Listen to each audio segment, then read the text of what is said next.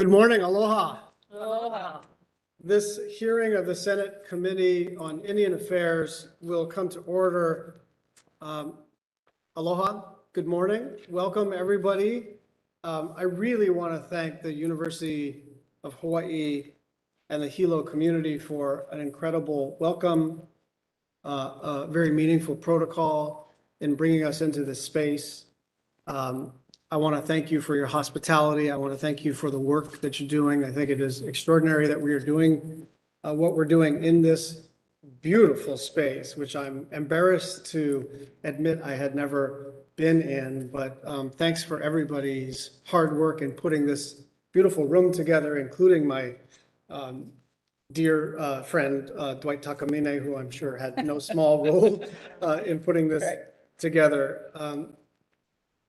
Hilo is a place where rich tradition and cutting edge innovation meet. And I'm interested in learning from the panelists about how you use those resources to serve the Native Hawaiian community.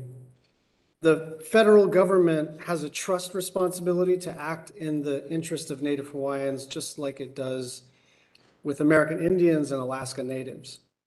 And that trust responsibility cannot be fulfilled if the federal government is not hearing directly from community leaders like you. I always like to say nothing about me without me. And that rings especially true here. Native Hawaiian voices should always be part of the broader federal conversation about how best to support Native communities. And that's why we brought this community to Hilo, to hear directly from you about the innovative ways you are advancing Native Hawaiian education, tradition, and culture, economic development, and the arts.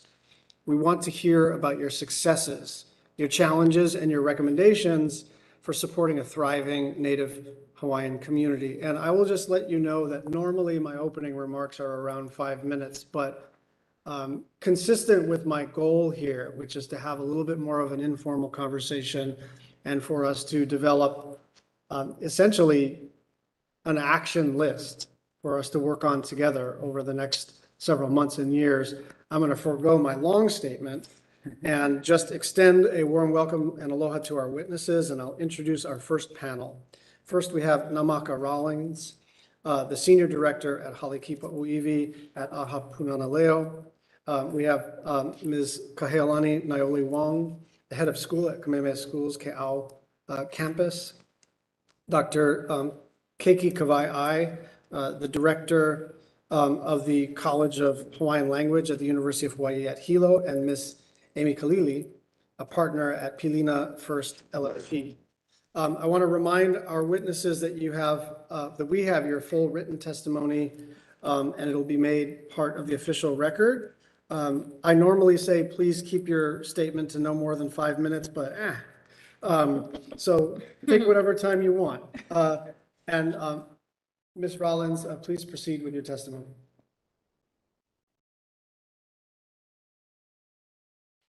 Pilina ke aloha ia oi e Kenekoa, a me ka poe I hele pū me oi I Hilo Hanakahi.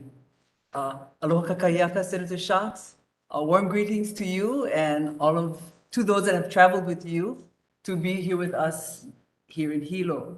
Uvao o Namaka Rollins, my name is Namaka Rollins, and I am was born and raised in the Keokau Hawaiian homelands and continue to reside in the Panaewa agricultural farmlands.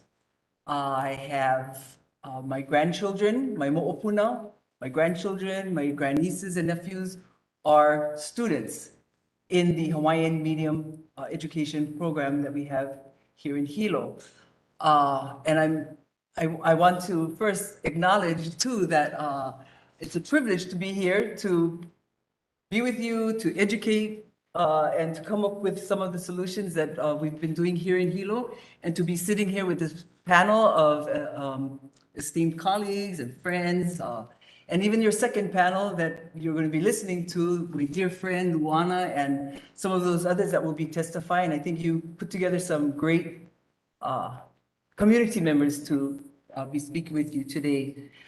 Senator Schatz, I remember when you first visited us, soon after you entered Congress, you were welcomed by our entire student body at the Kea'au campus, our Punana Hilo, our infant toddler and preschooler language nest, as well as our K-12 students at Kekula o Navahi o Kleni o Pu'u, we often call Navahi. And we thank you also for sending, shortly after that, sending staff to come back and follow up with us. And then over the years, continue to be involved. And again, thank you for inviting me to this hearing to uphold the federal trust responsibility and to provide what these innovations and access to innovations. So I'm going to start I gave you my testimony, so I'm going to stick to my script so that I don't go off too much. So my first point is that Olelo Hawaii, our Hawaiian language, is the innovation. And that's what we have seen over the last 40 years, is that this is the innovation for our people and for our families. And that the legislation that this committee passed and that became law, the Native American Languages Act of 1990, is the historic moment in which the United States government reversed its practice of discrimination against the use and promotion of the first peoples of this United States of America's languages, to include its use in education. In 1990, we were there to ensure our Hawaiian medium and immersion schools, which were already operating under the state's two official languages, would be protected in federal law. We were joined by other Native Americans and Alaska Natives in getting this law passed. E Hawaii la hui e ho'olilo I hana na ka kou pakahi ka imi ana aku I na hana e ho'omau I aku ai kakako olelo la hui, which translates to Hawaiian people. Let each of us take up searching ways to preserve our national language. This comes from an article published 100 years ago on April 10th, 1912, in the Hawaiian newspaper, Hawaii Holomua. There are hundreds of newspaper articles with similar views that encourage the readership to preserve the Hawaiian language. This year, the United Nations begins the International Decade of Indigenous Languages. The global initiative seeks to highlight the important contributions of indigenous languages to the cultural diversity of peoples and knowledge systems tied to these languages. The Hawaiian medium innovation has a global reach. I hope that your Committee on Indian Affairs, which has been so important to our overall effort to this point, will be able to help us address the maintenance and development issues for future generations. The three issues to be addressed are: one, relative to P-12 Native Hawaiian education as a whole, regardless of the language in which it is delivered, lacks regular federal funding similar to other Native American educational programs. Addressing those needs can be seen as part of an overall federal trust responsibility to Native Hawaiians. Two, specific to Hawaiian language medium education, which is part of the larger national Native American language schools and programs, is direct regular funding to address the specific and distinct language medium educational needs. Addressing the needs can be seen as mitigating the effects of past federal policies and practices controlling the education of Native Americans, including Native Hawaiians, in boarding schools and day schools. And three, disseminate information on best practice in assessing Native American language medium education programs and its students. The NALA should be followed and guide the federal government in implementing education law. Furthermore, the Elementary and Secondary Education Act, Title III, Sections 3124 and 3127 do provide legal flexibility, but is never used to support the schools and programs using Native American languages in education. I want to mention there is currently a national study of programs in Native American language medium education being led by internationally recognized expert in Indigenous education, Dr. Teresa McCarty of the University of California at Los Angeles, and including Native American professors, Dr. Tiffany Lee, Navajo of the University of New Mexico, and Dr. Sheila Nichols, Hopi of the University of Alaska. Navahi is one of the research sites, along with a representative sample of sites who are part of the National Coalition of Native American Language Schools and Programs. My understanding is that the preliminary results are quite positive. We are hopeful that this well-designed and carefully implemented study will provide data useful to the Senate Committee on Indian Affairs and to other federal and state and territory governments. No leila mahalo nui loa no ke ia wā ai mai iau e ho'ike mana'o. So thank you again for allowing me to provide testimony this morning. Mahalo. Thank you very much, Ms. Naole Wong. Please proceed with your testimony. Aloha nui, Chairman Schatz, Vice Chairwoman Murkowski, and members of the Committee on Indian Affairs that are joining us online, and to all of the staff members and lahui who are present today. Aloha nui kako. Aloha. Mahalo piha for visiting us in our home to hold this important informational hearing. My name is Kaheolani Naole Wong, and I'm the head of studies at Kamehameha Schools, Hawaii, originally from Ka'a'awa, Oahu, and have had the privilege of serving as an educator in our Hawaii Island community for over 25 years. First in the public school system in Hawaiian immersion, and I now lead Kamehameha Schools Hawaii in developing Hawaiian leaders for our community, alongside others who have worked tirelessly and sacrificed for the advancement of Native Hawaiian education. I'm honored to share the ways in which Kamehameha Schools supports and advocates for educational excellence for all students in Hawaii, especially for Native learners. I will also share some of Kamehameha Hawaii's advancements with OEV Edge, our pathway of Hawaiian culture-based education, including through Hawaiian language education. Established in 1887 by Kili'i Bernice Pauahi Bishop, Kamehameha Schools is the largest educational charitable trust and private landowner in Hawaii. We remain steadfast in our mission to create educational opportunities in perpetuity to improve the capability and well-being of her lahui, the Native Hawaiian people. Kamehameha Schools consists of 3 K-12 campuses serving thousands of Native Hawaiian students on Oahu, Hawaii, and Maui, and 30 preschool sites across the state. We steward 364,000 acres of land and extend our reach through numerous partnerships. Our educational mission has been realized across our islands by generations of successful leaders, community leaders, students, and robust community programs. We are guided by our Kuhanauna Strategic Map 2025 and the Kamehameha Schools Vision 2040, which states, within a generation of 25 years, we see a thriving lahui where our learners achieve post-secondary educational success, enabling good life and career choices. We also envision that our learners will be grounded in Christian and Hawaiian values and will be leaders who contribute to communities, both locally and globally. Each of our Kamehameha campuses are unique and as such pursue Hawaiian culture-based education through their own pathways. At Kamehameha Schools Hawaii, OEV Edge is our campus pathway to Hawaiian culture-based education and serves to reclaim and collectively advance a narrative of Native Hawaiians thriving, whereby our students will have a strong ancestral foundation that shapes their agency, adaptability, and well-being, giving them a competitive advantage to fulfill their unique purpose and lahui kuleana. This reclamation, history, and genealogy is brought to life by educators deeply involved in research grounded in Hawaiian and global scholarship and future-focused, student-centered practice.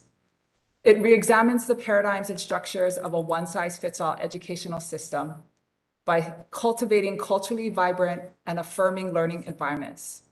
It has a moral obligation to avoid historic erasure and to encourage cultural and linguistic diversity in order to cancel systemic inequalities that are faced by Native Hawaiian students. Through our campus research and innovation system, new educator proficiency is being developed to bring OEV Edge learning and teaching to every child in the classroom. Students are deepening their perspectives and knowledge to strengthen their academic achievements. As our world continues to evolve and shift, we are committed to delivering an education rooted in sound practice with a promise of innovation. OEV Edge represents a meaningful mindset for our students to gain knowledge and skills, resisting toxic narratives by shaping a Hawaiian identity of leadership and restoration. OEV Edge is rooted in the belief that Native Hawaiian identity is a source of internal strength and inspiration, which serves as a cultural armor for our learners. As our students venture into the global economy, they will find that the most valuable job skills are no longer technical in nature. Instead, durable skills like empathy, adaptability, innovation, and critical reflection will prove crucial to their success. Our Native Hawaiian ancestors excelled in these same skills and attributes. OEB Edge ensures our learners tap into those ancestral strengths as a driver of success in the modern world. Our goal is then to give students an opportunity to engage their cultural identities through exploration of their convictions of social justice. We are committed to empowering our youth and community to ensure paths of post-secondary success. Our greatest commitment is that our learners find their unique purpose and passion to meet the bold vision of becoming leaders who play significant roles in creating strong families and communities throughout Hawaii and beyond to influence and shape their world. Service to ancestral lands is a core tenet of Hawaiian culture. One of our most notable works to date is the joint effort involving our high school AP biology students, our campus's Kumuola Marine Science Education Center, the University of Hawaii at Hilo, and Hawaii Pacific University. The collaboration focused on investigating the pattern of visually indistinguishable native and invasive mullet recruitment into a network of 3 fish ponds in East Hawaii to inform mitigation and eradication strategies of invasive species. The result of this partnership was the development of a new genetic barcoding technique for early identification of young mullet entering the ponds, along with graphs of their seasonal migration. This early identification of fish species was presented at the World Aquaculture Society Conference in 2020. These uniquely engineered Native Hawaiian aquaculture systems once provided a reserve of valued resources for a healthy lahui, and today are models of integrated resource management that support community resilience. Student-led research provides new opportunities in our classrooms and in our communities to collectively brainstorm and build solutions to contemporary issues. While Kamehameha Schools is an English medium school, our students must have foundational knowledge in Hawaiian language to reclaim the language of our ancestors and to develop a strong Hawaiian identity and worldview. In recent years, Kamehameha Schools Hawaii has implemented an oral proficiency model to ensure students achieve higher language proficiency at younger ages, resulting in an increase in the number of young Native Hawaiians who have greater confidence in speaking Hawaiian in everyday situations. In our experience, despite the various challenges that Native Hawaiian students face, Hawaiian culture-based education, including Hawaiian language medium education, has proven to support their success in education and life. We believe that culturally relevant educational programming, developed and administered within the unique context of each Native community, will better support the educational and life outcomes of all Native students across the country. As such, we urge the committee to further support Native culture and language-based educational models and the organizations that administer them in all the country's Native communities. Mahalo Piha for this opportunity to provide testimony here today. We truly appreciate the committee taking the time to hear from us here in our community. Mahalo. Thank you very much, Ms. Naole Wong. Dr. Kawai, please proceed with your testimony. Hi, hello. Lilina ke aloha e kene ko shots. A pela pū I ke ana skia a me ka poe I a kōtoa mai I kia la ma kia lumi nani o hali olelo. He lumi I e malama ia ni ka ke la au mauli nani o ke eli kolani I kona waola ai kuni ana ki I ma ke kahi au e ho mana o ai ka olelo Hawaii. My name is Keiki Kawaiʻaia, and I'd like to welcome you to Haleʻolelo, the main building of Kahakaʻula o ke Elikolani College of Hawaiian Language. We are humbled by the privilege to have you here on campus today for the field hearing on funding and program access for innovation in the Native Hawaiian community. I serve as director of Kahakaʻula o ke Elikolani College of Hawaiian Language, and I'm also a proud parent of first students of the Punana Leo and Kaiapuni, Hawaii. My children graduated from Navahio-Kalani Opu'u, and my grandchildren today are enrolled there. I'm also engaged with other critical work such as the Native Educator Education Committee of the National Indian Education Association and the Accreditation Board of the World Indigenous Nations Higher Education Consortium. Today, I will be providing testimony on the work of our college as a primary resourcing entity for Hawaiian language revitalization and education as mandated by our state legislature. Included in its P through 25 preschool to doctorate programs, our Hawaiian medium pathway focuses on Hawaiian-speaking families and other forms of education towards producing high proficiency in Hawaiian. Like Namaka Rollins, I will list barriers to the human and other resource development work of the college before going into details of our work here at the college. Helue kahi, number one. Most university faculty and administrators outside our college and external funders see us as a standard foreign language, excuse me, and foreign area studies program. However, we lack the resources that such foreign language and area study programs receive, including any of the 15 federally funded national foreign language resource centers. The lack of such support severely hampers our ability to reach the full potential of our various Native Hawaiian and other Native American programs. We therefore are very much appreciative of the work, Senator Schatz, that you have done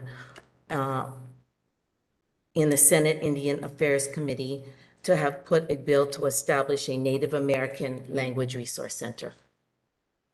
Kahakaʻula o Keʻelikolani focuses highly on teacher training for Hawaiian language medium and immersion P through 12 teachers. There is a critical shortage of fully proficient teachers in Hawaiian, well prepared in a wide range of content areas and trained in delivering education from a native language and culture-based foundation. Because of the unique language and cultural elements, our teachers require more preparation than standard English medium preparation. There is a nationwide shortage of teachers prepared for Native medium and immersion school settings, Native culture-based schools, and schools and communities with high population of Native students. Not addressing this critical teacher shortage hinders and impedes the implementation of highly successful Native language medium education that builds upon its language and cultural strengths. Our state DOE projects that Hawaiian medium immersion schools will have a shortage of 75 teachers for the upcoming school year. This data does not include the Hawaiian medium immersion charter school shortage. Some estimate that the total state shortage for the upcoming school year will be around 100 teachers statewide for 28 K through 12 Hawaiian medium immersion schools. The National Indian Education Association has collaborated on a new legislation called the Native American Teacher Education Pathway Act. I am part of the committee working on developing this bill, which has received national feedback in its development from all 3 Native American groups. We would like to request your consideration, Senator Schatz, in introducing the bill. And I brought several copies with me that I'd share with your staff. Nice. 3, our college provides curriculum materials and resource materials to schools. We and other Native American language programs lack access to direct funding to create such materials and resources.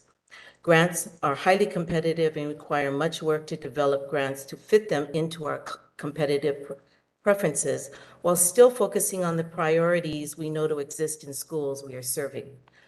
What limited competitive grants are available are generally written with requirements based on the needs of English medium schools rather than Native American language medium immersion schools that we serve. In addition, as a state system with no tribal schools or boards, we also do not meet criteria for some of the grants that fit well with the needs of our schools and students we serve. Improving grant definitions where the grants are administered, I'm going to say that again, improving the grant definitions and where the grants are administered may increase access to Hawaiian medium and immersion education and other potential funding support for innovation in Native Hawaiian communities. 4, There is a need for direct funding for Native students and services of students enrolled in our Native Hawaiian and Native American streams. Native American language and culture study is largely under the radar of federal and private foundation support. Available funding that focuses on individual Native Americans is most commonly directed to areas where Native students are highly underrepresented, such as engineering, computer science, medicine. Although programs in our higher education teaching languages and cultures are uncommon, where they exist, such as here at our college, it is always the area of higher education where Indigenous students are the majority. Because of our area of study has a majority of Native students, our students can be designated as a lower priority in funding focused on increasing percentage representation of Indigenous students. However, because so many of our students become involved in education, they have much more significant impact on Native youth and the whole than areas for which funding of Native students is more readily available. A further barrier for students in our area is that they often take longer to finish their undergraduate studies, as it takes longer to learn language and your degree. This is because we are training individuals who are not only becoming proficient in an Indigenous language and culture, but also in an academic content area that they intend to teach Native students. Thus, here at Kahaka'ula Ke'elikolani, many of our Native Hawaiian students are pursuing double majors in other areas. The time to accomplish this typically extends beyond the standard 4 to 5 years of scholarship provided to Native students. I'd like to share a little bit about some of our work and our innovations for the college. Kahaka'ula Ke'elikolani, where we are at today, is administered and operated through Hawaiian. All of our faculty and staff are bilingual in Hawaiian and English, and several are proficient in other languages. Although we face many barriers, our college has made steady progress in developing its P through 25 model by bringing together the Hawaiian Studies Department, the Halikuamo'o Hawaiian Language Center, and Navahi o Kalani o Pu'u K through 12 school. In addition to our basic Hawaiian language, medium BA Hawaiian studies, other programs include a Hawaiian language medium graduate teacher education certificate in Indigenous language and culture education, a MA in Indigenous language and culture education, and a PhD in Indigenous language and culture revitalization. We also have a lower division certificate in Indigenous language, medium early education, really running the gamut from the babies all the way to adult and into the community. We also provide dual college enrollment for Hawaiian speaking high school students in a selected range of general education courses taught in Hawaiian, including world history, statistics, and sociology. We hope to expand those courses to fulfill our legislative mandate to provide liberal education through Hawaiian. We have an outreach program for other Native Americans and Indigenous peoples on a more extensive level. Our most developed program in serving other Native American peoples is at the doctoral level. The languages represented in that strand are Lakota, Mohawk, Arapaho, Tlingit, Dakota, Inupiaq, Ojibwe, and Samoan. Our non-Hawaiian students in the PhD program typically work in Native American language medium schools or higher education while studying in our program. We have been working on expanding our support to Native America beyond our PhD in linguistics BA through our graduate level teaching certificate with the Hamish language of the Hemis Pueblo and the Ojibwe language in Wisconsin. The Halikuamo'o Center is a primary resource provider for the Hawaiian language and culture-based education movement in the state of Hawaii. The Halikuamo'o focuses on material originally written in Hawaiian or developed from a Hawaiian perspective for over 2 decades now. Halikuamo'o creates and disseminates school and online resources, hold in-service training for teachers and parents, and a Hawaiian language newspaper. The Halikuamo'o has produced over 700 publications.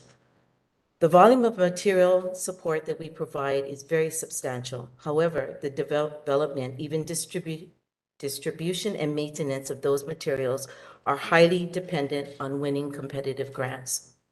In addition, the publication of the Halikumo'o, the Ulukau Hawaiian Electronic Library contains collections of Hawaiian newspapers, kani'aina, tapes, Hawaiian language and cultural books, genealogy collections, and among its most frequently visited collections, its electronic dictionaries. This year, Ulukau celebrates its 20th year with over 400 million hits. Mahalo nui for this invitation to provide testimony on this very important issue. Thank you. Ms. Kalili, please proceed.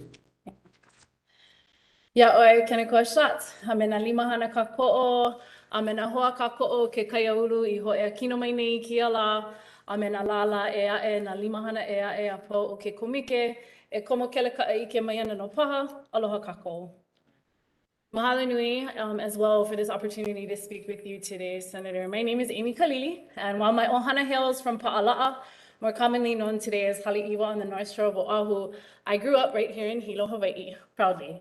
I've been involved in the Hawaiian language movement since the 1990s, and in fact, my mentors and the programs that nurtured and cultivated my fluency now occupy this very building that we're meeting in today, so I'm honored to be here with all of you this morning.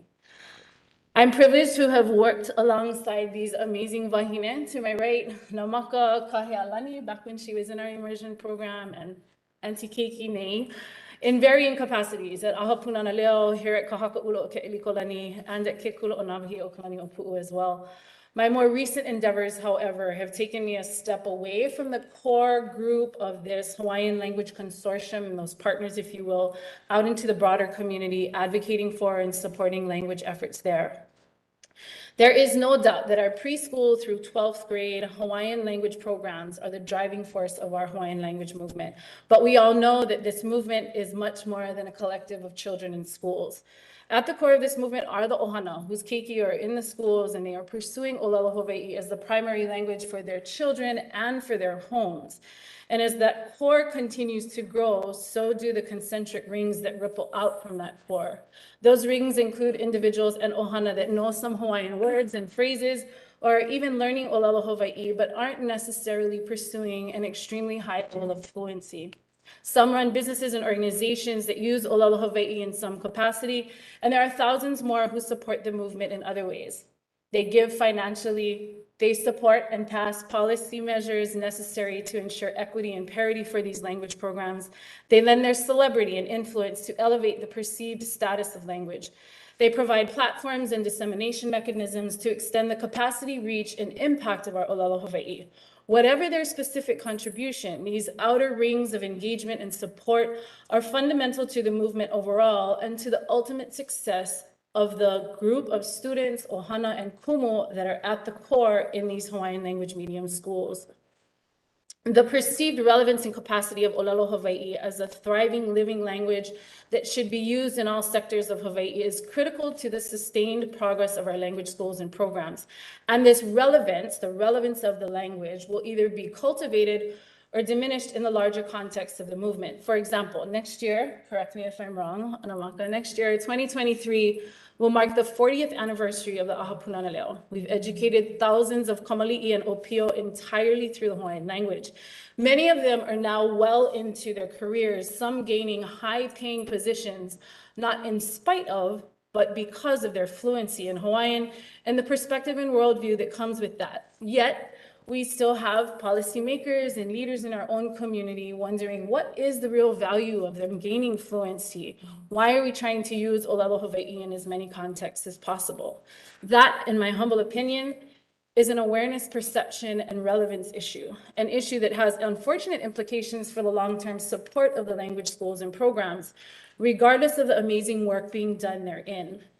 Whether for the benefit of our political and community leaders, our own ohana, and especially for our opio and keiki, it's imperative that we support the use of Olelo Hawaii in the domains that affirm that it is a language of capacity. One of the most important domains for language presence is media. The ubiquitous nature of media makes it such that if we do not embrace and harness its power to our benefit, it will become an immense barrier to the normalization of all of our native languages. Ahapunanaleo's longstanding relationship with the Oiwi Television Network blazed a trail of sorts in this area back in 2008 with our Aha'i Olaloa news programming on Hawaii's CBS affiliate, Hawaii News Now. It was an honor to anchor, produce, and write for that programming, and it was even more rewarding because I got a chance to see firsthand how this work in media, in the broader landscape of the language movement, had a direct impact on the work being done in our language schools and programs. We still, to this day, have students and parents approach us to say how seeing Hawaiians on TV, Hawaiians using Hawaiian in that way and in that space was a game changer. It broadened the imagination of our community in terms of what's possible and how our language can and should be used. Equally satisfying is watching local programming like our Mary Monarch broadcasts, where now we have each and every commercial break, including spots or commercials that are in Hawaiian, commercials by businesses who understand the added economic value of connecting with our community and our culture in this way. Unlike many of our Indigenous cousins, however, around the world, our native language broadcast programming doesn't receive stable government funding, state or federal. This is in stark contrast, for example, to the Maori broadcast efforts in Aotearoa that receive upwards of 40 million New Zealand dollars annually, and Welsh initiatives that receive well over 80 million pounds annually from the government. Another key partner in the Hawaiian Language Consortium working to uplift and normalize the use and relevance of Hawaiian language in broader context is our Imiloa Center, which is right across the street up the road here. One of Imiloa's recent initiatives that brought our language front and center in the world of astronomy and landmark discoveries being made therein is the Ahua Hei Noa program. Meaning to bring forth a name, Ahua Hei Noa is a collaborative effort led by Imiloa that is weaving traditional Indigenous practices into the process of officially naming astronomical discoveries. This is yet another acknowledgement of the capacity and relevance of Olelo Hawaii and the worldview that it informs in modern contexts. The program creates a learning environment where Hawaiian-speaking students are immersed in knowledge from Olelo Hawaii experts, education leaders, and top research scientists from Hawaii's astronomical observatories. And these haumana work alongside these mentors to create these Inoa Hawaii or Hawaiian names. Building on the impact that this integrated programming has on our haumana when they are given skills and platforms that reiterate the relevance and importance of their fluency, we'll be combining the media efforts of Oiwi TV and Imiloa's work in science and technology this fall to create coursework in digital storytelling to be delivered here at Kahakaʻula through Hawaiian.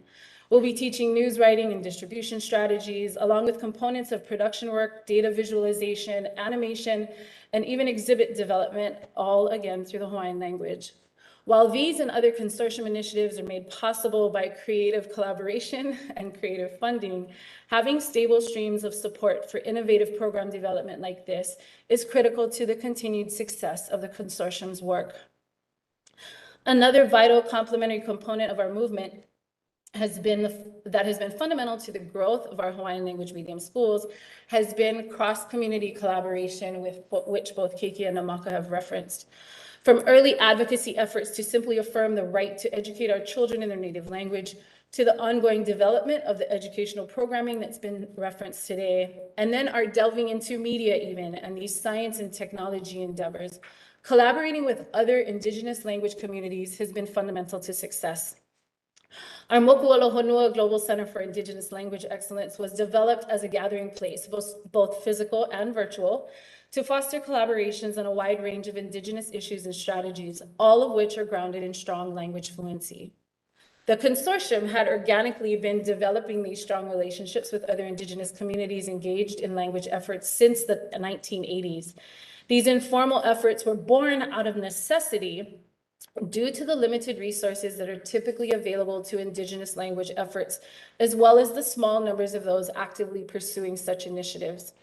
The center's goal is to provide structure, purpose, and space to create a national and international network supporting Indigenous language revitalization globally, and it's housed here at Haleʻolelo. Anoleila, in conclusion, support for the integration of Olelo Hawaii as a practical language of capacity in prominent, high impact, and high visibility domains, such as media and science and technology, are critical to the ongoing relevance of our language to have it actually yola, or to live and be used in our community. This in turn solidifies the broader context for support and normalization to ensure our language schools and programs thrive. And our ability to continue to engage with and support the language revitalization and normalization efforts of our Indigenous cousins nationally and internationally will allow for our accelerated success as a global collective, impacting these individual communities and precious Olelo Olivi here in Hawaii and around the world. Mahalo hoi ka ai ana mai kia mamana'o. Mahalo to all of you. Incredible information. Just the way we're going to work, my staff is taking notes. This is going to be part of the official hearing record. And I just want to reiterate, hearings can be a little performative. Actually, they usually are performative. You know, I see members back in the Senate come in, do their 5 minutes, you know, post it on Instagram. That's not this. This is to figure out what we can all do together. So I'm going to sort of give you a few minutes of advance warning about the kind of the main question I want to ask each one of you, which is, what are your recommendations? What can we actually do for you? And if you can be as specific as possible, I want to make sure we have our marching orders from you. But while you're kind of thinking on that, I wanted to start with Ms. Khalili and just think about the normalization, the popularization of the use of Native Hawaiian language kind of everywhere. I was thinking about like Bank Machine. Right. And Hawaii News Now, and I think the Star Advertiser does it as well. And so lots of it is happening. I guess the question is twofold.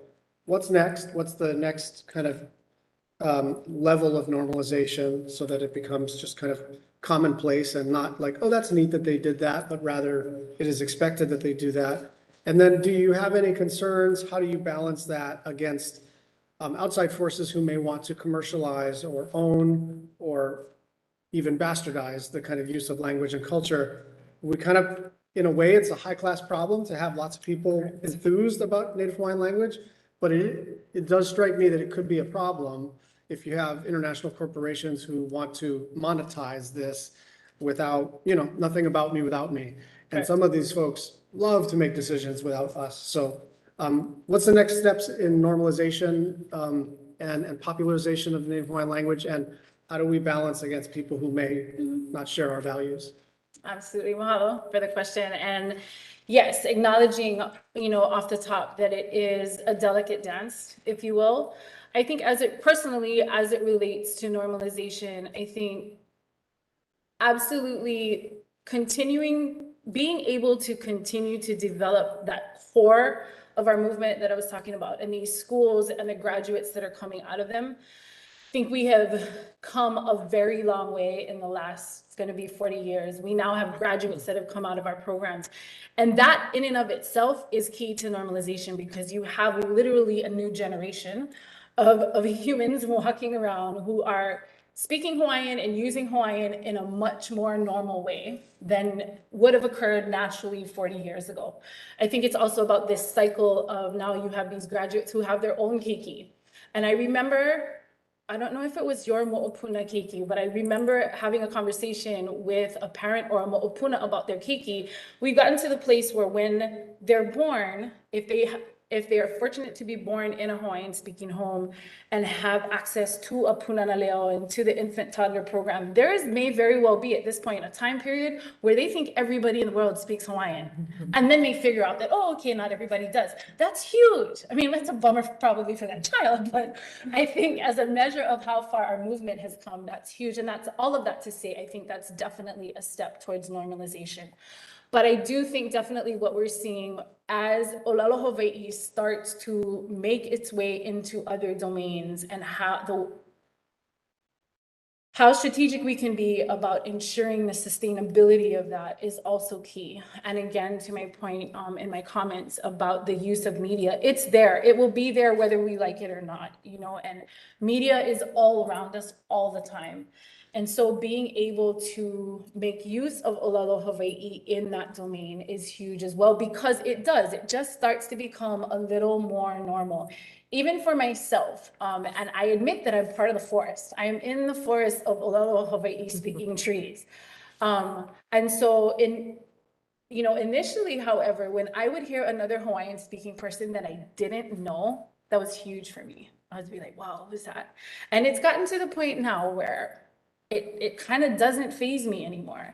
And I think that's also a part of normalization. Just hearing it, I'm thinking of an example right now, and no, it is not my voice on the plane, but when I hear other flight attendants, not talking about that voice, but when I hear other flight attendants just naturally speaking Hawaiian on the plane, that's another indication, I think, of normalization. So just being able to have it used in other domains is huge.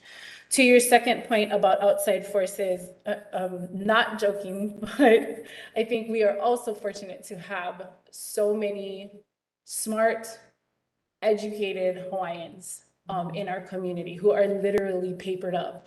We have individuals with degrees, we have attorneys, Native Hawaiian IP attorneys is where I'm going to with this. And I think we are fortunate because of that. I definitely, personally, I do not think that we should shy away from having our language be used in other domains, even if it is by, as you mentioned, corporate entities. But I think the onus is on us to do it in a way to make sure that we have the resources shored up that can support that and make sure that it's done well and done correctly. But I definitely think, again, to reiterate, I don't think it's something that should cause us to step back. No, I from think it's trying to great. do I that. just think it should be intermediated by Absolutely. Native Hawaiians.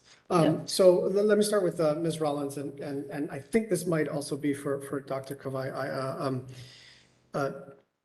What I know about Navahi is that you've done a fair amount of conferences and trainings with other Native communities that may be at a different phase in terms of the revitalization of language. And I'm just wondering if we can talk specifically about what you've been up to, and also more generally for the committee purposes, when we were contemplating, frankly, a bigger piece of legislation last fall, we had some pretty big plans in the language space across Native American Indian tribes and Alaska Native tribes. And we were very excited. Now, we're going to have to probably do this in increments instead of getting all the money all at once to establish this. But I still want to think through what's the structure of making sure that it's organically generated from individual Native communities, but also you've learned a ton, right?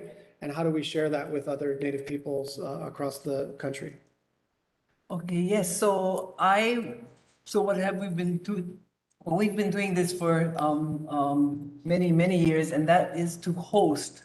We've been hosting Native American, communities to come and visit with us at our campus. So on our campus, we are able to demonstrate, it's the model that we're able to have the private nonprofit Punana Leo with our infant and toddlers programming, then into the charter K-8 Navahi, and then into the 9-12 DOE immersion. So right there is a demonstration of private and public education system where the children are able to, get educated, be educated there. And so we've hosted from many tribes the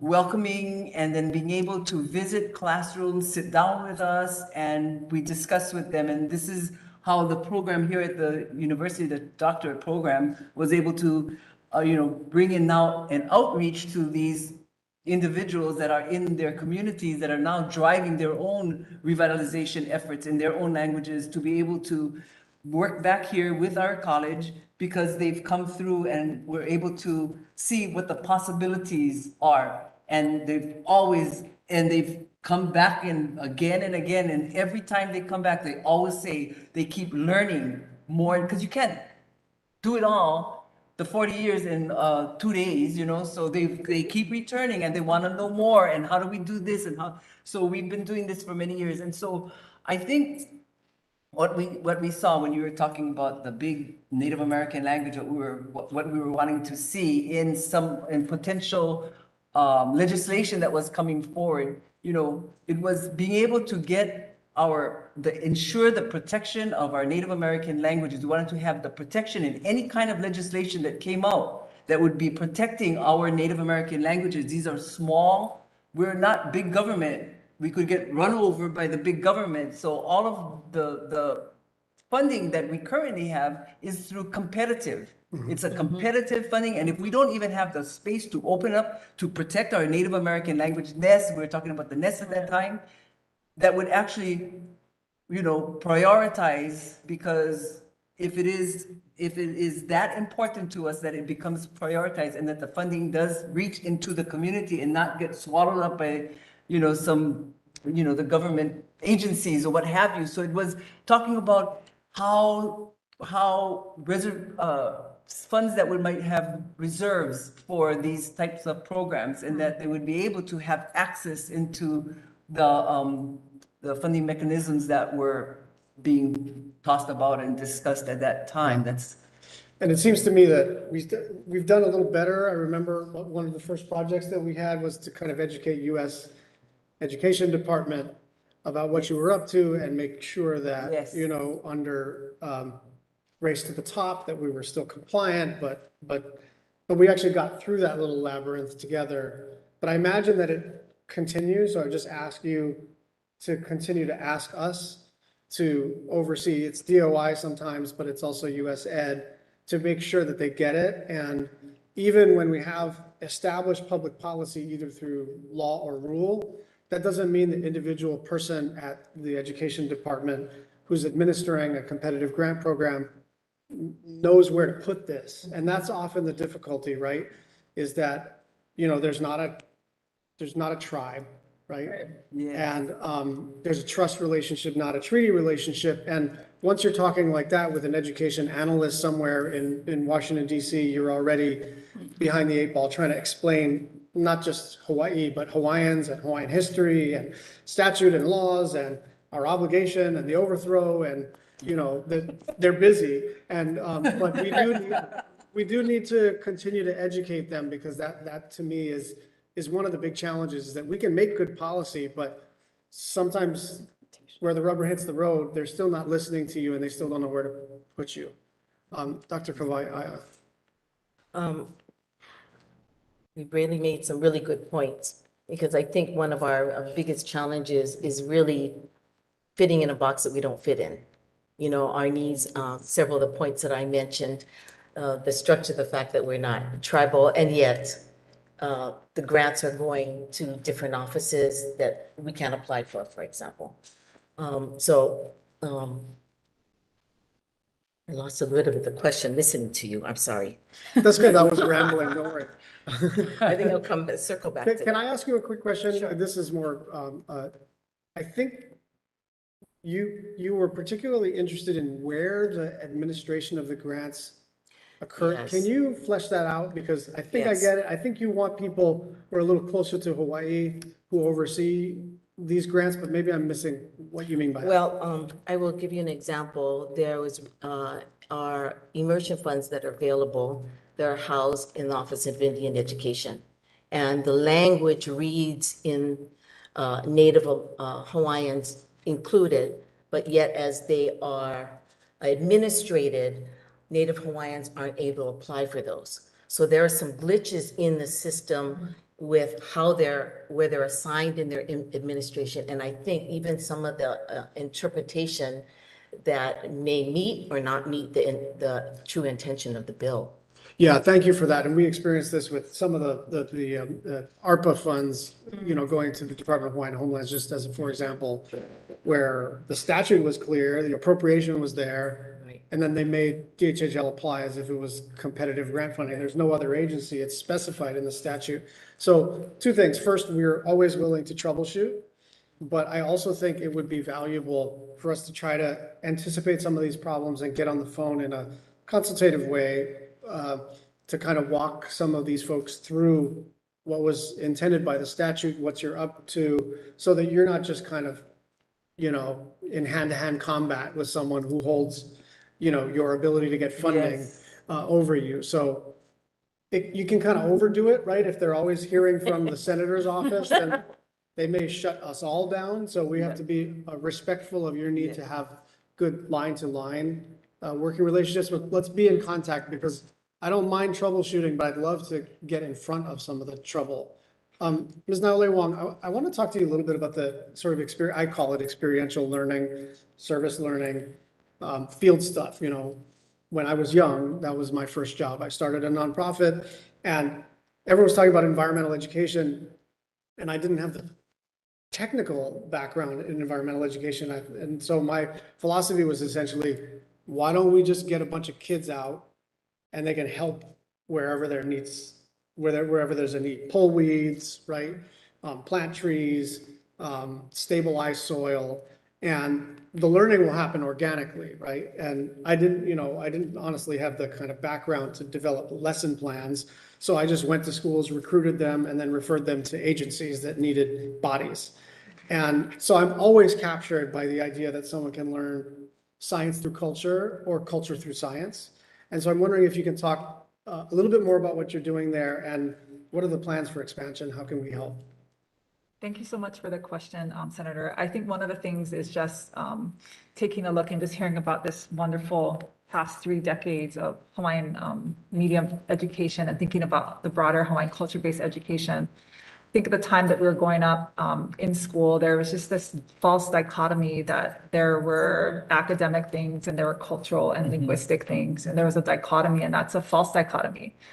And so I think that what we're trying to do is to be able to use our cultural and our linguistic abilities to be able to teach and educate our students and use that as an edge for the future. So taking a look at the unique interest and purpose of each individual child, student, providing an education that's student-centered around that to develop their unique interests and to be able to give them hands-on experience in Aina, across the Aina, be it students on the campus or students beyond the campus, to be able to have those connections, be connected to the stories and the mindsets of our kupuna that come through language, that come through mo'olelo, to be grounded in those mindsets, to be prepared for the future.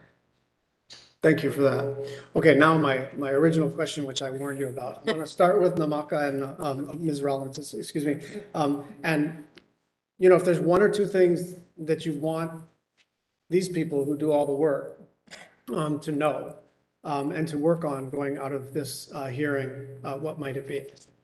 Okay, so I like what you said, to get in front of things before they kind of hit. So in preparing for future legislation, I would like to ensure that our Native American language programs are protected.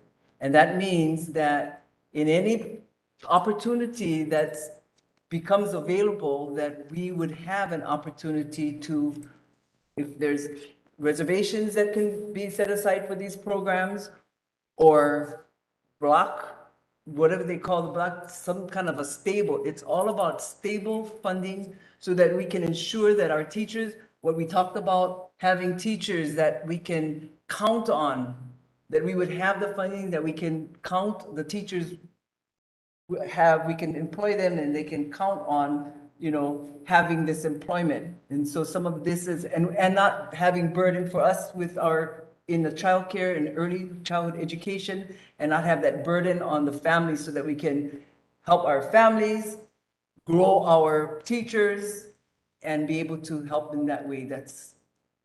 Thank you. Is that my minute? I have. Yeah, I mean, I'm pretty loose today, but it's not really long. KS has been privileged to not only serve the students on our campus, but the 93% of the Native Hawaiians that are on our campus, and has been privileged to partner through the 17 public charter schools that we serve an additional 4,000 students, support and partner 34 additional organizations to offer Papahana Huaka'i Hawaiian culture-based education opportunities during intersession and summer breaks, providing preschool scholarships and serving additional 1,200 keiki via Pauahi Keiki scholars. And we support over 1,000 Native Hawaiian K-12 students with scholarships to private schools across the state. At the higher education level, we have partnered with 2 private universities to jointly provide full scholarships and wraparound supports to ensure strong student transitions, retention, and completion. But when I take a look at all of those partnerships, it's really, really evident to us, echoing what the wahine mana here that have already said, is that equitable state and federal funding for these Hawaiian culture and Hawaiian language-based programs at the state and federal level is what's essential in order for our entire Lahui to thrive. Thank you. And I'll just observe that, because of the history of Kamehameha Schools and the IRS and all of that, I think there's been a caution on behalf of KS, but also on the part of federal officials to engage. And I think it's okay to engage now. Not that we don't meet and talk, but I do think there's been a sense that, maybe we give each other a little bit of space for understandable historic reasons, but that's behind us now and would love to sort of strengthen our existing partnership. So, thank you, Doctor. One of the most important things, I think, the strategy that has worked really well, and one of the reasons why we have so many Native Indigenous people in the nation and the world coming to visit us here in Hawaii, is our work around language revitalization that has recentered its focus in family and community. So bringing families into the fold of education has been very important. And to that point, there have been many families that have come into teacher education to be part of that solution. It is an area of great need. I think for revitalizing Hawaiian language and any indigenous language, education has been a huge successful strategy in doing that. And yet it is the most challenge in an endangered language. Learning an endangered language at levels you can use across multiple contents and the training that teachers need is huge. But the result and the investment in that is a game changer in terms of recentering families and community vitality. So I'm really concerned about the teacher education area because our teachers across many of the 3 indigenous groups in the US are also involved in revitalizing and in highly endangered languages that are treasures for the United States, that are treasures for our peoples in our own homeland. But it takes it levels above that because now they have to have the language, the content knowledge, all the necessary skills and the licenses. And it is a struggle for them. And I think we need to have a lot more investment in teacher education that is really centered in the way that we need to do that in revitalizing our languages. So, I forgot to ask you this specific question about the shortage. You said 75 to 100. right. Does that compound every year? It's compounding every year. COVID has made a huge hit. Oh, sure. And our numbers have increased tremendously during the last 2 years of COVID. Oh, and learning a language on a Zoom is, I'm not going to say impossible, but not easy at all. Absolutely. I give them so much credit because they put so much heart and soul in the work because it's more than teaching. It's revitalizing families and communities by grounding them through our language and culture. And to do that, they need to do all the other teacher preparation things in the content areas and methodologies and knowing how to work with families. And so they're in school longer. The proficiency levels that each individual person, their journey that they need to take is a little bit different. And so our programs, in order to meet those needs, have to be really super rigorous. I don't think the scholarship packages are long enough to ensure that we're being able to support them to learn and revitalize, to learn their language proficiently enough to now take it into the education field. And what in fact we're seeing in Hawaii is Hawaiian language is increasing. We know that it's going through a language shift. It has gone through a language shift. We now have very few native speaking kupuna. I mean, I can count them on my hands and toes now, but we have a whole generation of first speakers that were raised by second language speakers. So there are some changes in different kinds of needs, but I suppose the sign that things have their own momentum is that there's a generation of kids who learn Hawaiian not in the classroom. Yes. Right. And bringing that into the family across 3 generations, that healthy vitality. Education has been a major strategy in that success. So paying attention to teacher education, helping to support building critical mass of Hawaiian language speakers means that it doesn't only impact education, but it now starts to roll in many of the other workforce fields that we're seeing here in Hawaii. Thank you. Ms. Khalili. Hi. Listening to everybody respond, and I don't know that I have something specific to that. It is separate from what's already been said. I think from what Namaka shared, you know, about the ability to have resources, federal resources, and I don't know what the answer to these are, and that's what all the smart people can figure out, you know, that isn't competitive. And I think that overlays with what I hear Keiki saying, and it resonates with me because I was one of those people that was in school forever.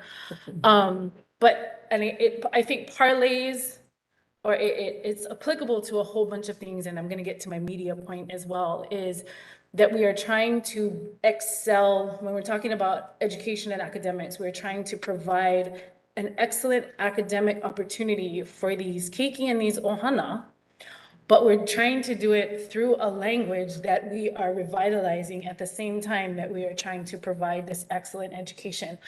And I think there is enough examples, thankfully, because we're so far into it, to show that it can be done, and it is very successful and has positive impacts well beyond academics, to the extent that we can figure out ways to carve out resources or to talk about that kind of programming that has this complex additive to it. And I have no idea what that is legislatively or otherwise, but totally willing to work on it with people to figure that out. I think that, you know, that would be just a huge support for the Hawaiian language movement. Not being one of the founders, I constantly give them props for the creative nature with which they've done all that they've done, but to have opportunities that allow us to not have to be that creative in terms of resourcing, but in actually growing and, you know, expanding these impactful programs would be huge. And I have a similar comment, you know, about media.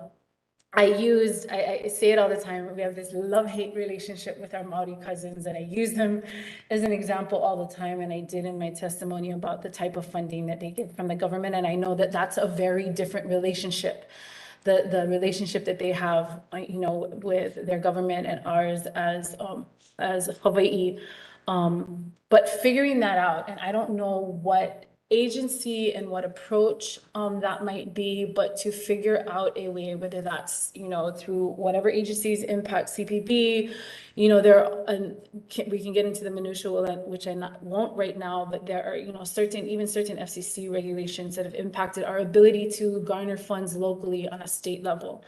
And so again, trying to find those creative ways where we can garner federal support for Indigenous language media programming, whether that's broadcast media, new media, would be huge. Well, I want to thank all of the panelists for their extraordinary work and their great testimony. You know, this feels like a culmination of a lot of important work that we've all already done together, mostly you guys, but we try to be as helpful as possible to you in doing your work. But, you know, it's a culmination of decades really of work. It's also, to me, a restarting of this relationship. Even people I know, even people with whom I, you know, believe I have a strong existing work relationship with. I think it's like a renewal of this and a rededication, because to see you, you know, you're talking about the founders, to be able to see that all in one's mind's eye and say, no, this is going to happen, right? There's going to be kids speaking Hawaiian. There's going to be bank machines with Hawaiian. There's going to be news in Hawaiian. Was a gutsy vision back in the day. Now that it's happening, I think we owe that generation, not just a debt of gratitude, but an additional effort to go that additional step. So I want to thank you very much. I have no additional questions. I want to thank our first panel of witnesses for your testimony. You may receive follow-up written questions for the record from me and other members of the committee. This panel is excused. And now we will take a brief recess while we switch out panels. Thank you very much. We're really pleased to have an extraordinary second panel of witnesses. And without further ado, I'd like to introduce our three panelists. First, we have Ms. Luana Kavelu, President of the Merry Monarch Festival. Then we will have Dr. Noah Kekueva Lincoln, the advisor to the Hawaii Ulu Cooperative, and a research professor at the University of Hawaii. And finally, we have Mr. Kuha'o Zane, creative director at Sig Zane Designs, and the board of directors at the Edith Kanakaole Foundation. I'll remind our witnesses that your full written statement will be made part of the record. We're gonna, as you know, do this formally enough so that it still can be considered a hearing, but informally enough so that we can have an exchange of views and really learn from each other. And so, Ms. Cavelu, please proceed with your testimony. I'm glad you said that because I'm here to talk story with you. Good. My name is Luana Covelu. Can you bring the mic a little closer? Sure. My parents were Ronald Saiki and Dorothy Thompson. I was raised by my grandparents. And from the hospital, I was taken home by my grandma and raised by her in Kilkaha. I have 3 children, Colleen Cavelu, Albert Cavelu Jr., Kathy Cavelu, all who volunteer at the Merrimack with me. They have no choice, like I didn't have a choice. And so now I'm going to talk about the history of the festival. When I first talked to your team on Zoom, I just told them about the history and I said, you know, that's all I can say. And they still invited me to come to tell you the story. So in 1963, the chairman of the County of Hawaii, which is comparable to the mayor now, wanted to get some kind of economic boost for the county because we were just devastated by a tsunami in 1960. And so she sent 2 of her administrative assistants to look for something that would boost our economy here and sent them to Maui because there was a festival on Maui, the Maui Whaling Spree, that was doing good at the time. So Jean, Wilhelm, and Uncle George Naopi were sent over there to see what he could bring back to start and help the economy here. When they came back, they decided to do a festival on behalf of King David Kalakaua. And so that was in 63. The first festival actually happened in 64, and it included Uncle George's forte was coronation and pageantry. And so he depicted the coronation of King Kalakaua. And we also had King Kalakaua beard contest, look-alike contest. We had the barbershop quartet. We had relay races in which mullets were the batons. We actually had bike race. I don't think even Hilo people know about it. It was a race from the King Kamehameha statue in Kohala all the way to Hilo.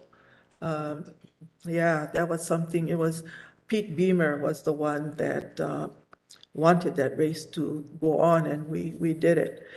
We also had the grog shop with made everybody happy in Hilo. Then we also had exhibition hulas. The Merrimack was put together by the county, sponsored by the county, the Hawaii Island Chamber of Commerce, the different chambers of commerce, the Japanese Chamber of Commerce, and the Big Island Visitors Bureau. In 1965, with the new election, the county pulled out as a sponsor. So it was kept on by the Hawaii Island Chamber of Commerce, and they were the ones that named chairperson for the event. And that continued until after the festival in 1968. And the chairperson stepped down. Nobody wanted to come forth to do it. And also, I think the lack of interest in the festival had a big part of that. So my mom stepped forward in November of 1968 and volunteered to chair this festival. She was working for the County of Hawaii Department of Parks and Recreation in the cultural department and culture and arts. And so the end of 1968, she volunteered. She got together with Uncle George Naope because he was a hula master of his time and asked him to come back. She also asked Albert Nahalea to come back to tend to the music. Uncle George would be the pageantry. And through Uncle George's connections with the hula world, he met the hula masters of Hawaii at the time. And in 1970, she flew to Oahu to meet with some of them. And they encouraged her to have a competition. Then she met more of the hula masters to set up the guidelines, the rules. Auntie Iolani Luahini, Lokalia Montgomery were part of that committee. And those are the rules that we try to abide by till today. So 1971 was the first real competition of the hula. And that was with 9 wahine halau and the Miss Hula contestants. It went okay, not too bad, from 1971 until 76. Not too bad, meaning we had a hard time to sell. We sold buttons as entries to come to the festival for $1. And we had a difficult time in selling those buttons. My mom would tell me stories about her and Uncle George Naope frequenting the bars because the people in the bars were the best people to sell to. They bought the buttons, you know? So we got to sell our buttons, and at times we even were, we cut down the price. We'd say to the schools, if your club in the school would sell a button, we take 50 cents and you folks take 50 cents. That's how desperate we were to get monies to put the festival on. And then in 1976, my mom decided to bring the Kani Halau in. And then it took off after that. I guess everybody wanted to see Kani do hula. They've never seen it before, probably. And so from there on, it just took off.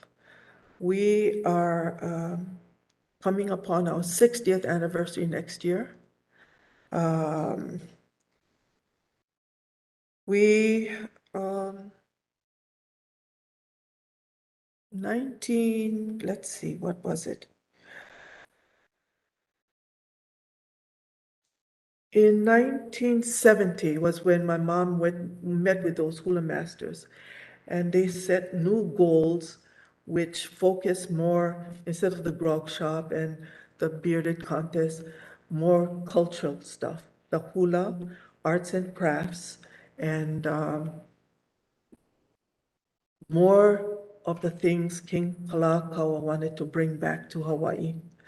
He really tried hard to bring that back during his time. So because the festival was named for him, she felt that's so appropriate to go that way with the blessing of all the hula masters at the time.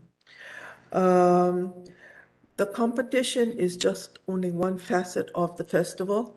We have craft fair, which the crafters that are affiliated with the Maramana Craft Fair have to be vetted, that their craft have to be authentic Hawaiian crafts. We were saddened that during the COVID, you know, a lot of the crafters are older, and some of them use that time to make money for their families. And so it was, I was very saddened to see that we couldn't do it for them for 2 years. But we have a parade also, which includes, I think, about 10,000 people that come to watch it. Also, with the craft fairs, ours is the official Maramana Craft Fair. but we have about 10 craft fairs all around the city of Hilo who participate also during the week of the festival. I would like to read to you some of the questions that we were given by we wanted to know, what are we going to talk about? Because all I know is the history of it, And so I wanted to address this, if I could read this to you. Some of the figures that I'm going to share with you are from the TV station. So I'm not too bright about computer stuff and social media. So what figures and the verbiage I say, you probably know, but I'm just telling you what the TV station gave me. Okay. With the mission, well, the festival's role in sharing Hawaiian culture beyond Hawaii.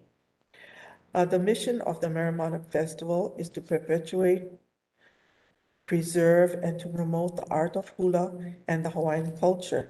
We endeavor to develop and augment a living knowledge of Hawaiian culture, arts, and crafts through workshops, demonstrations, exhibitions, and performances of the highest quality and authenticity.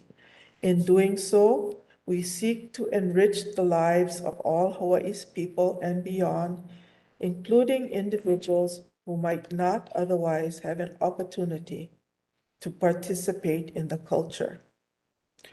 For example, the global reach of the festival is reflected in our social media presence in 146 countries around the world, including 8 countries in Africa, Syria, Iraq, Japan, Canada, Mexico, Germany, New Zealand, and Australia. When I told your staff about reaching those in Africa, I'm not sure it was Brianne that told me, yeah, that's the kind of stuff we want to know. So, the countries, and just to let you know, some of the countries in Africa that were represented with viewers were Tanzania, Nigeria, South Africa, Egypt, Rwanda, Ghana, Ethiopia, Somalia. We also had audiences in Syria, Palestine, Iraq, Bahrain, and more. But we have, through the TV, have reached audiences worldwide. The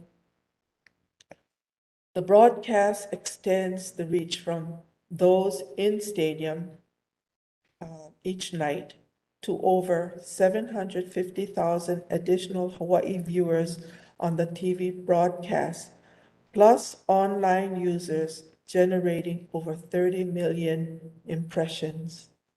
Now, I don't know what impressions mean, so you folks can figure it out. That's just one impression is one eyeball seeing a thing, so Oh, 30 okay. million Okay, views. okay. Well, that made me kind of feel, Important. yeah. Anyway, the festival's role in supporting local artists and designers through our invitational arts and craft fair. The 4-day-long invitational fair featuring Hawaiian arts and crafts is a huge draw in and of itself. And I know some people, this one lady who couldn't get tickets this year, but she's an optometrist in San Francisco, and she wanted to come, just to come to the craft fair. And we also have people from Oahu that I know of that fly up specifically just for the craft fair. They don't come to the hula shows, they fly up, they do their shopping and go home. So the craft fair is very successful, and hopefully all the other craft fairs around town is successful as well. The festival's greatest successes and challenges over the last 59 years. Our longevity is one of our successes. We have only canceled the festival once, and you know that because I talked to you on the day that I canceled. And that was because of COVID. That was the only time Otherwise, we have continuously held the event every year since 1963. This longevity is due in large part to the support of the hula community. Every year, 20-some-odd halau make the commitment to come to Hilo to participate in the hula competition. It takes them, I've asked them, it takes them between $45,000 and $50,000 to come to bring their halau here. That includes the air transportation, the lodging, the food, the local transportation, their costumes. It's amazing that they still want to come. My heart goes out to them, and that's why I will fight all the way for the halau and the kumu hula. It's their passion and dedication to their culture that keeps bringing them back, and I am in awe of them. How much love they have for hula and their culture that they keep wanting to do this. I highly respect them for that. Their sacrifice and their desire of other halau to participate in the festival ensures the continuation of this event. Part of the reason the halau want to come back to the festival each year is because of our commitment to perpetuating the traditions of hula and our support of the Hawaiian culture and our community as a whole. We see this as one of our biggest successes, providing a place for cultural practitioners to showcase our living culture and the depth of knowledge that still exists in our community. Upholding our Hawaiian values and traditions are also one of our greatest challenges today. We have meetings pre-festival twice a year with Kumuhula and judges. Kuha'o's mom is a judge with us for many, many years. So she knows the challenges. A lot of times the younger Kumu come in and they challenge us. They want to change the rules. We want to keep it as strict as possible to adhere to the traditions. And my retort to them when it comes up to the panel and to myself is, why would I change rules that the hula masters gave us? They were our masters. They knew more than us. So I'm not going to change. And if it's lasted for 60 years, why would I be a fool to change it, So my next retort to them is, maybe this festival isn't for you. But they still keep coming back. They want to come back.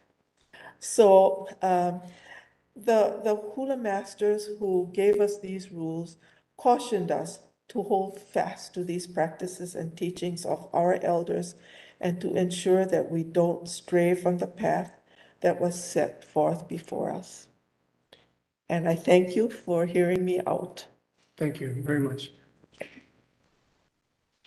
Dr. Lincoln, please proceed. Aloha i nā kua, aloha i nā omakua, i nā kupuna, i nā kanaka pau. Aloha kākou. Thank you for the invitation and opportunity to present today. And I'm sure my state employer would like me to clarify that my testify represents my own views as a Native Hawaiian citizen and not those of my employer or affiliations. If you will forgive me 1 second, I feel it's paramount to begin with a reminder that the Kingdom of Hawaii, which was a member of the Family of Nations, was illegally overthrown with the assistance of the U.S. military, which has been formally acknowledged but never addressed by U.S. public law. And to state for the record that the highest pursuit of justice would be to support the repossession of the approximately 1.8 million acres of Hawaii ceded governmental lands to an independent Native Hawaiian government. This is particularly important in terms of agriculture and our indigenous agriculture and food systems, where the greatest barriers to our development remains the access to land and water resources for the provisioning and growing of food. Our traditional Hawaiian agricultural management, which cultivated approximately 1 million acres to supply food and resources to a order of about 800,000 individuals, was a manifestation of our Hawaiian kinship worldview that considered humans and human health as inseparable from the environment. Following colonial influences in Hawaii, our economy came to be dominated by plantation agriculture, producing specialty crops for export markets, which began to decline in the 1970s and subsequently replaced by tourism, construction, and military spending. Today, Hawaii is really a state of small farms.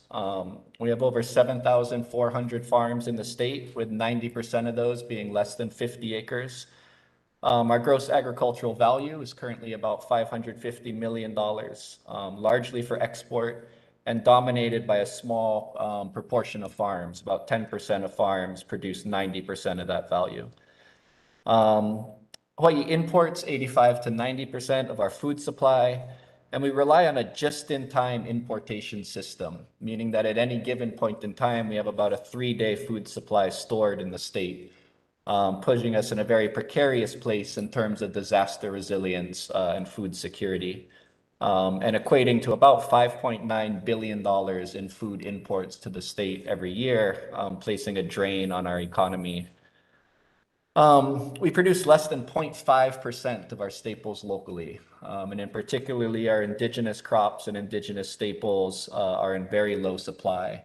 Even our most critical and sacred staple of kalo, we still import because we don't produce enough within our own state. Local calls for food system reform, which have often been led by Native Hawaiian leaders, focus on strengthening our food security, resilience, landscape preservation of our state, as well as cultural revitalization. I didn't focus on my own work so much, so I'd like to quickly highlight some general success stories to kind of demonstrate where I see key opportunities lying in terms of rebuilding Hawaii's food system and Native Hawaiian well-being. So Ma'o Organic Farms is the largest certified organic vegetable producer in the state, with 100% of production going towards local markets. Their approach, which is rooted in Hawaiian epistemology, marries agricultural production to community education, engagement, and health outcomes. This approach has attracted a whole new generation of youth that want to be engaged in working in agriculture. It's attracted new sources of capital, funders, and investors, and built new partnerships between our agriculture and health, education, and social work. The Hawaii Ulu Producers Cooperative is a farmer-owned business focused on aggregating, processing, and distributing local traditional staples, providing an equitable, democratic process of engagement and revenue sharing while tackling our lack of food security, particularly in that critical realm of staple foods. The Ulu Co-op has leveraged its network of farmers to achieve a scale of production and processing that has allowed them to gain access to infrastructure and markets that would not have otherwise been possible by individual producers. Ho'ouluaina operates a 100-acre farm and nature preserve that supports community feeding, health, and subsistence. What's unique here is this organization operates on a lease of a state park. And such public-private partnerships could provide unique access to land for local food services that directly provide community benefit instead of private profit. Da Bucks is a local program funded through a combination of private philanthropy and federal funds that doubles the purchasing power of SNAP EBT users if purchasing locally grown produce. Increasing access to healthy local foods for our most disadvantaged populations who are disproportionately Native Hawaiian and Pacific Islanders, while simultaneously increasing the demand and markets for local agriculture.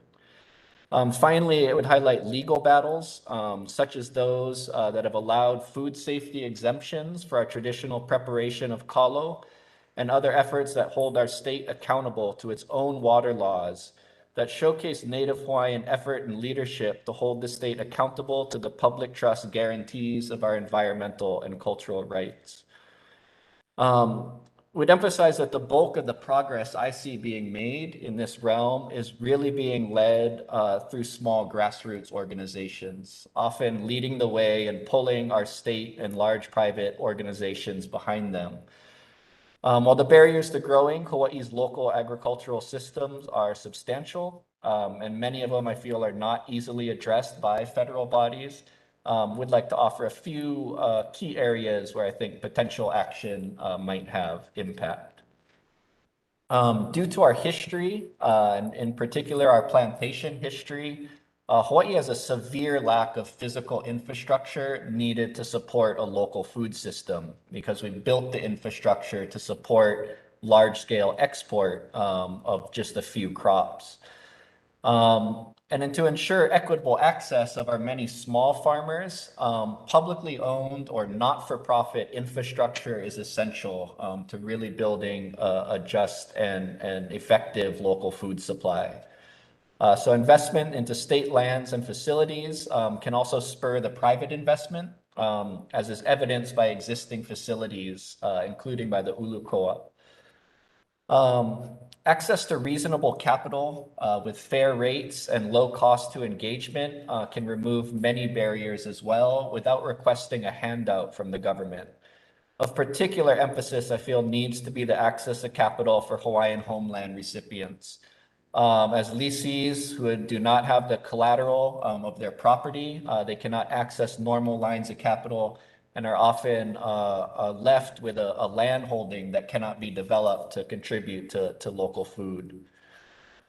A little bit more broadly, I think increasing funding or advocacy for community, indigenous, or environmental health helps to strengthen most of the most impactful organizations. Tying agriculture and engagement with the land to mental and physical well-being could position support for nutritious foods under human health initiatives. And we've seen some very impactful organizations leveraging the interface between health initiatives and local food. Furthering advocacy regarding environmental health and particularly regulating the environmental impacts of agriculture would help to level the playing field between small local food producers and large-scale industrial agriculture. Direct funding for food and health and the environment would obviously be more impactful. Finally, the Farm Bill, I've already heard it talked about a lot in the conversations beforehand, but inherently subsidizes much of the large-scale commodities in the market, skewing the price of food to support highly processed wheat and corn products, and fundamentally placing all other forms of agriculture and crops at a disadvantage. Improved support for specialty crops and rural development under the Farm Bill would aid in supporting small diversified producers in Hawaii and disadvantaged regions.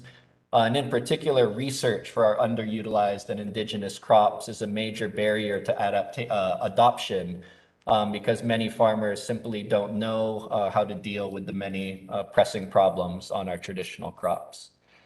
Thank you very much for the opportunity today. Thank you very much. Mr. Zane, please proceed.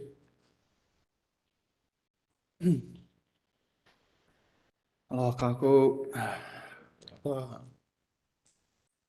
So, I mean, just in general, I'm a product of Punanuleo, as well as a product of Mary Monarch, and then a very proud product of indigenous crops like ulu. So thank you, Mr. Schatz, for wearing my shirt. But that said, aloha Ruth, aloha Grams.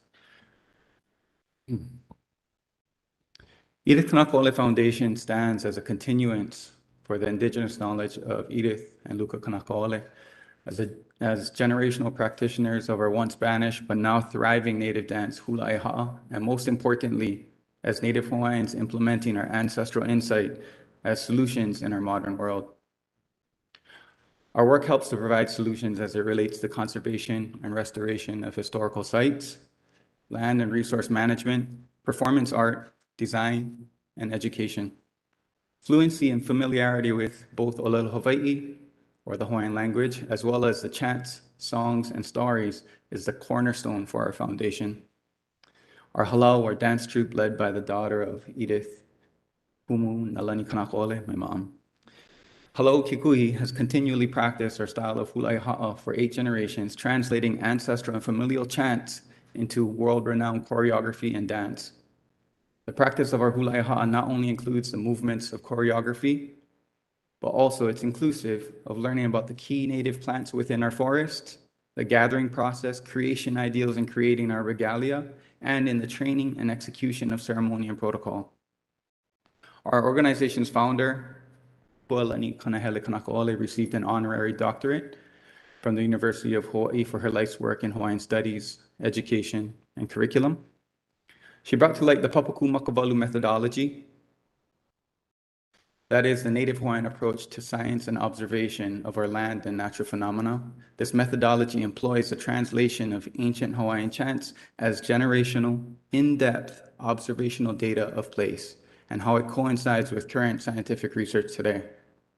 These pillars of knowledge are an extension of our foundation's namesake, my grandmother, Edith Kikuhikuhi Pu'onena Ali'io Kohala Kanakaole, and her life's work. It is her teachings that inspired my father to start Sig Zane Designs and drove his trajectory from an early artist to an established cultural mainstay in Hawaiian fashion. Mahalo to Mary Monarch.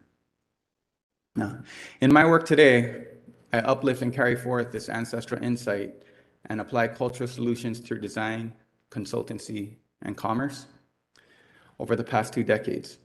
Doing branding identity for some of the largest organizations in Hawaii and expanding my father's art to athletic uniforms, airplane liveries, and architecture has really led me to ask the one question: what is the bridge between culture and commerce?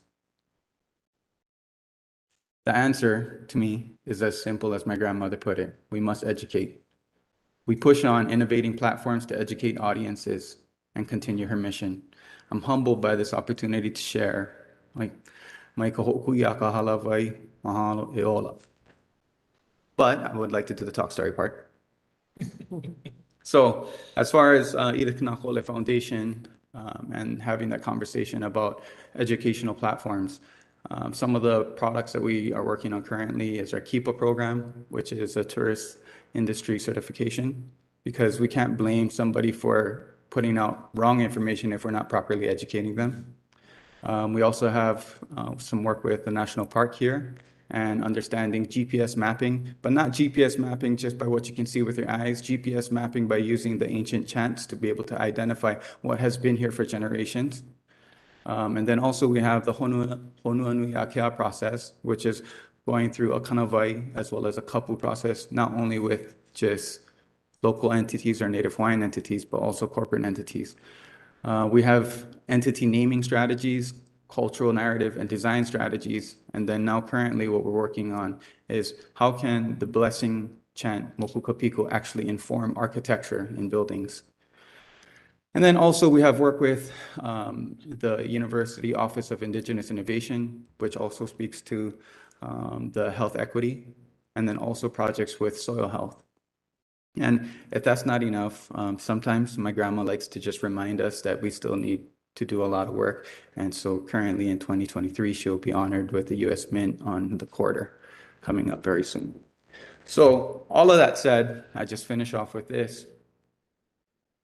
In the conversation of education to my little girl, Loli'i, who can name each cloud Makolelo Hawaii in the Hawaiian language, and not only understands that Hi'iaka is a goddess, but understands that Hi'iaka is a life-giving element and a nomenclature. For her, who has this understanding, what kind of career and salary will she have? And so I believe that Haleolelo, as well as the Renaissance of the 70s that brought Mary Monarch, I think that that was important to bring vitality to Hawaiians, to Hawaiian culture. But I think the current mission is to be able to bring some viability to Hawaiian culture. Mahalo. Thank you. Thank you to all of you. This is incredible. I'm going to start, Auntie Luana, with you with one easy question, I promise. Easy. Easy. What's next for the festival?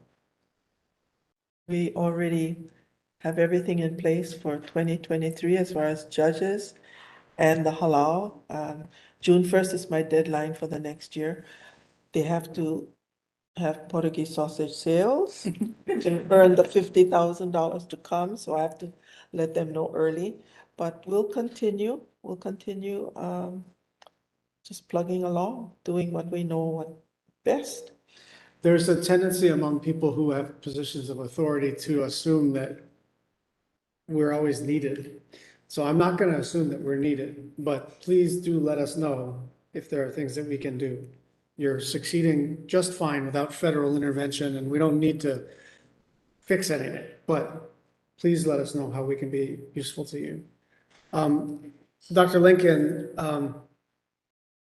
couple of thoughts. You named a bunch of grassroots organizations. I just wanted to kind of flag this really is as an action item, not so much for the committee staff, but for my personal office staff.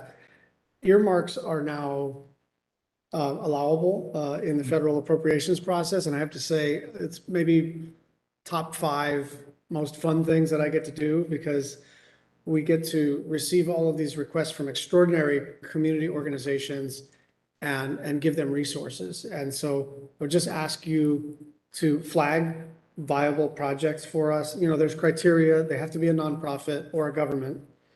They can't be a private business that's a for-profit business. So there are some criteria, but a lot of the organizations that you identified, I think, would be worthy recipients of what we call congressionally directed spending, but I just use earmark. They use congressionally directed spending because on the mainland, on the continent, earmark is a bad word. In Hawaii, earmark is no problem. So please let us know how we can be helpful. You talked a little bit about infrastructure for agriculture to sort of be owned by the collective, owned by, not, by the community. What are we talking about here? Are we talking about processing facilities? Are we talking about water infrastructure, roads, marketing? Like, how should I picture that in my mind's eye? I mean, I think the physical infrastructure is a lot of the immediate need. And, for better or for worse, people do tend to come around, coalesce around, things, places. And so, there's a lot of social infrastructure that needs developing as well, which I think starts to relate to the marketing and things like that. But we see a lot of the social cohesion coalesce around, physical things. But yeah, we're talking processing plants, cold storage, integrity, marshaling yards, aggregation facilities, even simple infrastructure like pack wash stations, right, that allow for food safety certifications. But yeah, just really basic stuff. I mean, in some cases, it's literally just a building is all that's needed, a big warehouse, right? And then, access to that space, groups can come in and start to outfit it, make it usable to them. So state-owned or nonprofit-owned, but basically, because we're a state of small farms, the small producers don't have the capital or scale typically to invest in these kind of larger pieces of infrastructure, which is what I think a lot of the success, for instance, of the Ulu Co-op has been, is pulling together lots of small producers that suddenly make the investment into the infrastructure worthwhile and have a rate of return that's feasible. But at that same time, they couldn't have got the building. They're in a state-owned building, which allowed all of it to happen. But they outfitted that building with an extra, $1 million of equipment and upgrades. That's extremely helpful. How helpful is the USDA rural office? They are good. Yeah, I mean, of course, they're, can always be more. But yeah, I mean, USDA, the LFPP program and other programs, some of the rural development programs have been instrumental with a lot of our small grassroots businesses. Good. And then finally, on the Farm Bill, I don't sit on the Agriculture Committee. And so sort of the way the committee structure works is the people who are on the committee are able to play more of a hand, in shaping the legislation. But I've been thinking a lot about how the food system is essentially broken because of our farm bill. And that's not something we're going to be able to fix in one farm bill, because in order to pass it, we still have to have the votes of people who represent states Yeah. with large-scale industrial agriculture. But the more, what I guess I'm asking from you, Dr. Lincoln, is inputs, ideas. We need ideas for, just advancing the ball. And I know Debbie Stabenow, who's the chair of the Agriculture Committee, has a lot of sympathy in these areas, but she's always trying to figure out how to get 65 votes for the farm bill. So it's a question of forging a compromise. But I would like a few marching orders from you, not right this moment, but a few thoughts in terms of what specifically to push for. So if you take that for the record, and we can try to work together. Mr. Zane, I have two questions. I didn't get that thing about GPS. How does this work, this project? Well, GPS mapping in general is literally what it Sure, states yeah. with GPS mapping. But within a lot of the chants, especially with some of the new areas that the park has taken over, some of the chants actually speak about specific areas, and we'll talk about flows that has happened thousands of years ago. And so when you kind of take that concept that these chants aren't just hulas, these chants are actually data. And so when you're taking these data points and inputting GPS data points, then that's how it can be informal to creating a resource or land management plan. So people could theoretically go around Volcanoes National Park, see where they are. And And hear the understand in a chant, larger yeah. context, in a historical context, where they stand.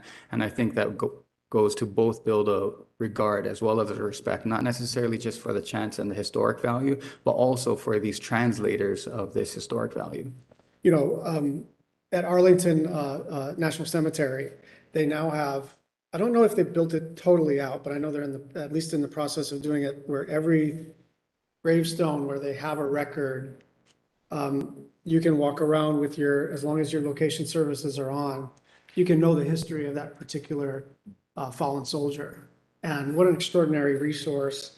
And it also enables a kind of exploring, right? Where you're learning, but you're really just walking around and gathering the information. I think it's got high potential. Let me know how I can help. Tell me a little more about the tourist industry certification, because I'm very sympathetic to the idea that we want people to know how to act, but we actually have to tell them how to act. And so tell me how that works, and whether it's starting to scale or what you're doing with that. We just ran with a pilot program recently. It's called Kipa, and to like Meho Kipa. But kind of like how Auntie Luana was talking about the grog shop, there's a lot of good ideas that happen maybe by down the beach with a few beverages. But that said, basically what it was is that we heard a lot of content that was being shared while we're down at the beach that wasn't necessarily some of the content that we felt was important or that we felt was relevant or valid. And so instead of just complaining about it, we decided to try and create a curriculum per. So you're talking about tour guides who just make up stuff, among other things? You said it, not me. Yeah, okay. No, I mean, we all see it. I mean, right? And even on Oahu. In fact, arguably on Oahu, it could be worse. And so I think that and also too, I got to say too, my mom's brother, Uncle Parley, he was actually a tour guide, and he would actually share a lot of his stories that he had. And so he was a lot of the inspiration for this. But that idea of being able to educate people within the Vahi that they're in, within the district that they're in, and what are the stories of that place, and who are the people that are participating, both tourism-wise, as well as some of the visitors that are there, who are the people that are participating in that area, and how can we at least create a curriculum that would be able to educate them properly. And then from there, ideally, what we would want to do is just as much as it is to see an organic stamp, is that you would understand that there are some valid information as well as some other information. Yeah, I mean, once you get that scaled, getting that into TripAdvisor and everybody else so that they click around, they see the top one, and they know, oh, this person is legit, right? It comes down to that. And you're going to get tourists who don't care, but you're going to get a lot of people who want to understand better. Hopefully it's as similar as getting people to purchase an Aloha shirt. Yeah. That was smooth. Kuhao, I'm struck by, and I want to finish with one of the things you said about hula, but I think it applies to Native culture here and everywhere. I guess it was like 3 or 4 weeks ago, the report from the Department of Interior about, primarily Indian boarding schools, right? And even though you know that history, just to read that report, is devastating to think that the United States government systematically eliminated culture, harmed children, incarcerated children, shaved their heads, beat them up for speaking their language, and once banished, but now thriving. So thank you very much. This hearing record will remain open for a couple of weeks. We may submit a few questions for the record. Don't worry, Auntie Luana. Thank you very much. This hearing is adjourned.